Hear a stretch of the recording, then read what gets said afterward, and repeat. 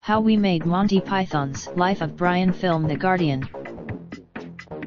We didn't ad-lib because John Cleese doesn't like it. Ironically, he's a fundamentalist when it comes to humor.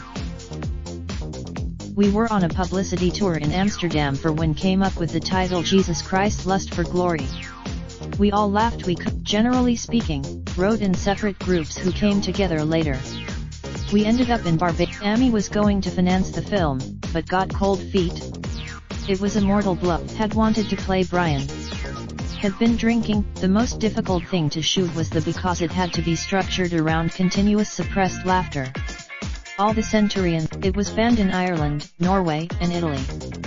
39 British. ID co-directed Holy Grail with, but I didn't have a problem with him doing Life of Brian on his own. Directing Python, I just wanted to concentrate on the look of it. It was very important. Terry and I agreed on so much, but then we disagreed on almost as many things. We built this The protests in New York were really vigorous. We managed to get. I was very proud we achieved that much of a reaction. They were the people we made it 40 years ago, but it is so applicable to our world now.